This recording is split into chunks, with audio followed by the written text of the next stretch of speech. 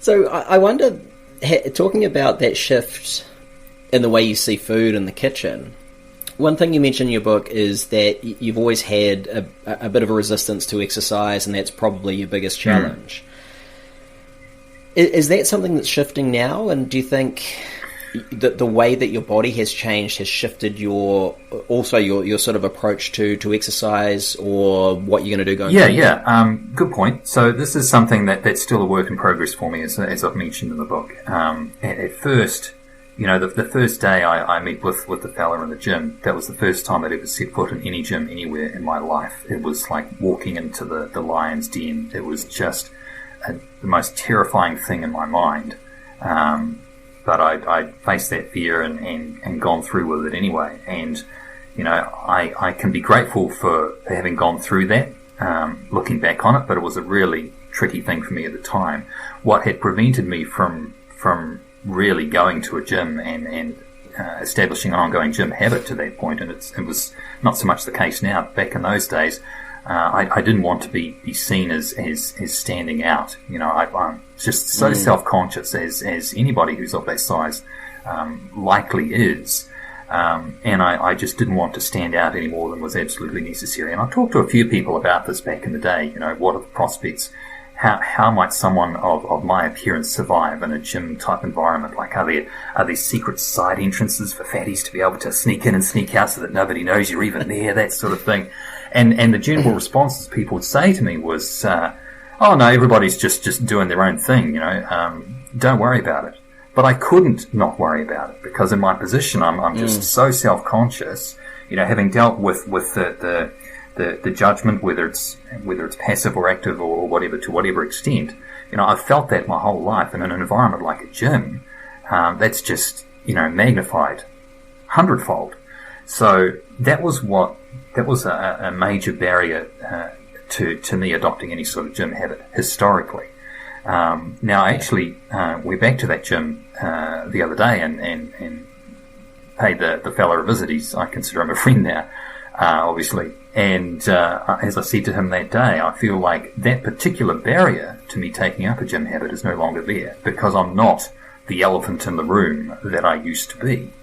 But there's still a question of, how do I pick up a habit in the exercise department that I know I can sustain and repeat?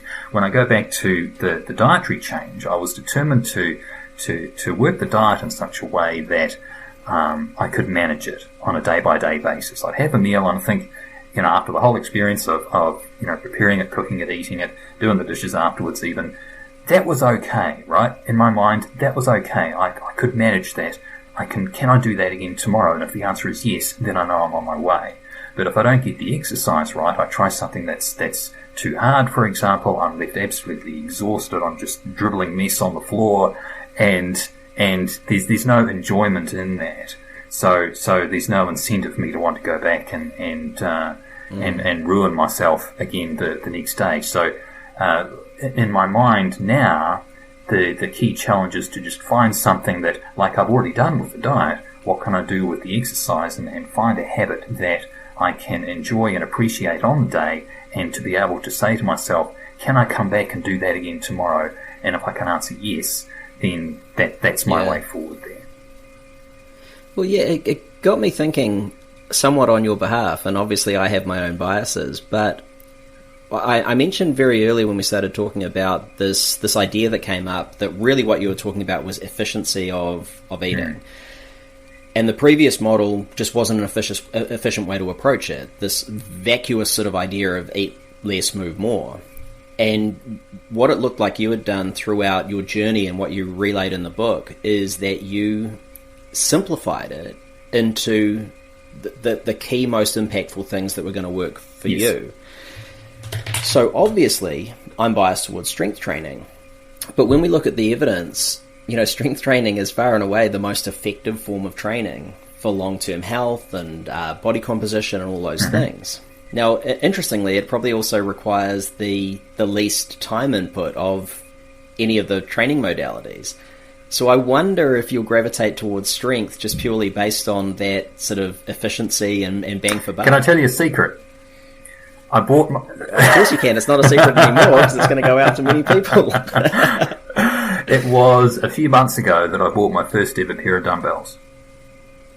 Just for something to do at home, to experiment with, to look up exercise ideas, what various things can I do.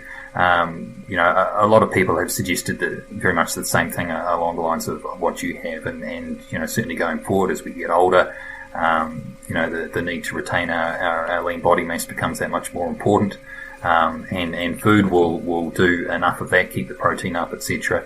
And there's the strength training with that as well. So I am aware that feels at this time like the logical direction for me to go, and that's currently where I'm at, just sort of working out, well, how can I apply that? How can I develop a routine that I can manage in that direction, where I can ask myself this question, okay, that was okay, can I come back and do that again tomorrow, and answer yes. And once I've found that, then I know I'll be on my way. And I can back myself to do that because I've done that with the diet, and the exercise I'm sure will follow down the track. That's, I think, just a matter of time. Watch this space.